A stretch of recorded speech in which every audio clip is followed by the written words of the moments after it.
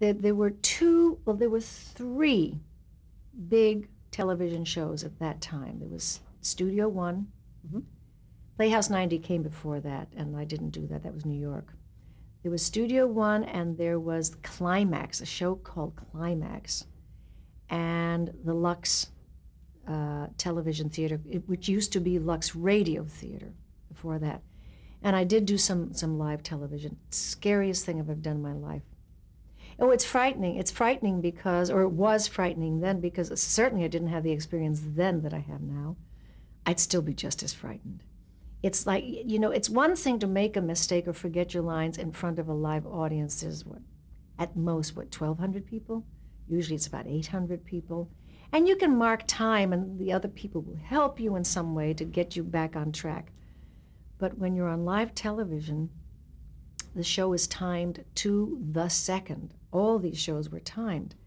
So that if you started to sort of run in place, trying to find where you got lost, you knew that you were endangering the show being cut off before the end actually happened. It was really, the responsibility was immense.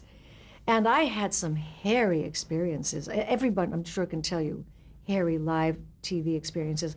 One of them was on the Climax, which were these were these very dramatic shows. And this one, I had a lead, and she was not Latina. And interestingly, during those early times in TV, I didn't necessarily play Latina.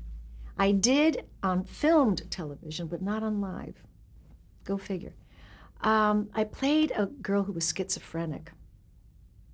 And she had a lot of fantasy scenes where she has a fantasy, and then, you know, they would dissolve, and then you'd go to another set running like a lunatic. Well, they were changing your clothes, and you would do the fantasy scene and then run back to the other set and put your other clothes on again.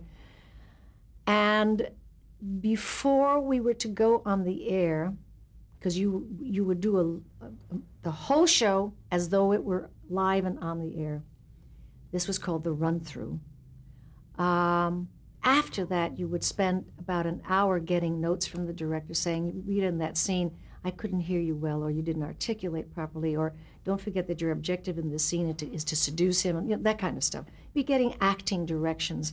I think it was called, because I know it was starred, MacDonald Carey was the leading man, and Anna May Wong was in it, and it was called The Chinese Game. And we were talking about what happens after a run-through, but for the benefit of those people who don't necessarily know what that means, it means doing the show in its entirety as though it were on the air and live. No stops. Even with the mistakes and all, you just keep going forward the way you would on a live show. So after the run-through of this particular show, you have a break for dinner. And at that break, you also get all the notes from your director, which I mentioned earlier. Well, in this case, oh, my blood still turns to ice when I think of the experience. The director said, we are really running long.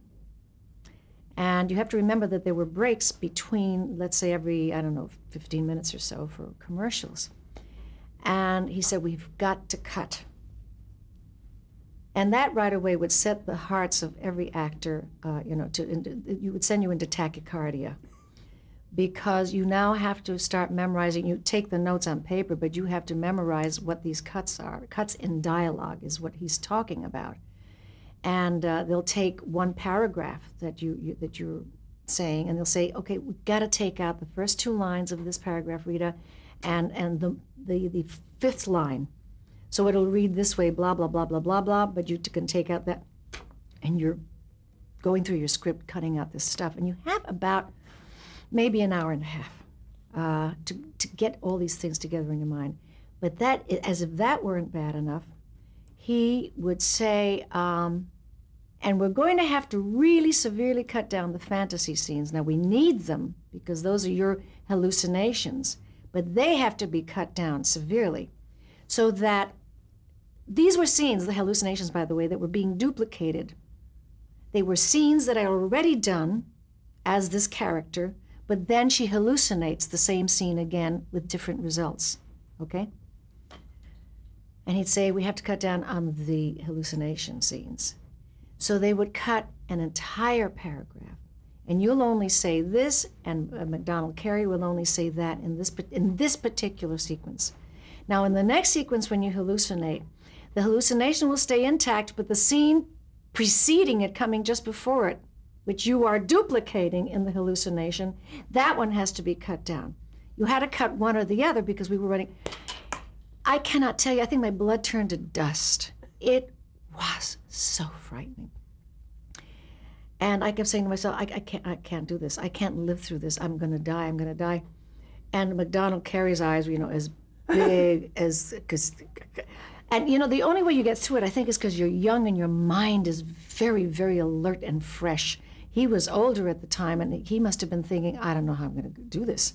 So I knew that I had to carry these cut scenes myself and help him out because he wasn't sure he was going to remember. It was just a nightmare.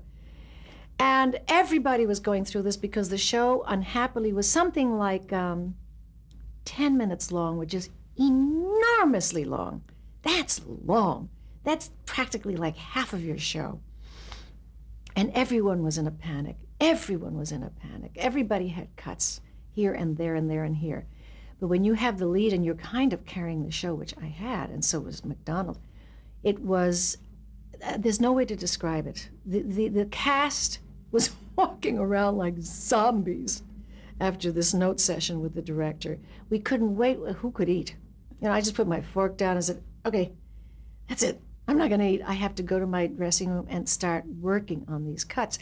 And they did have people, you know, running into dressing rooms saying, let's do that scene with the cuts and not, you know, you do it out loud and I'll follow on the script and see if you're getting it right. It was that kind of thing. Meanwhile, you're getting made up and you're putting on your change of clothing.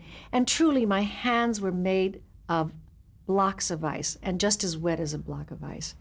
And there's this, you know, every actor has a different way of being nervous, and there were people who would talk to themselves and pace up and down. I paced, but I didn't even talk to myself. I would just clench my hands and say, I'm going to fail. I'm going to fail. I'm not going to get this right. I'm going to fail. And there are other actors who would just sit like this, like somebody had just sort of stuck Novocaine into their brains. And then there are other actors who can't shut up. They get hysterical, and they talk and they laugh and they tell jokes and stuff.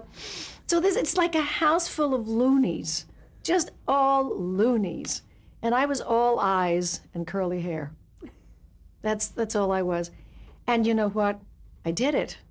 I did it. And in the end scene when I'm going up a flight of stairs, and by the way, it was also Southern, so I was talking like that.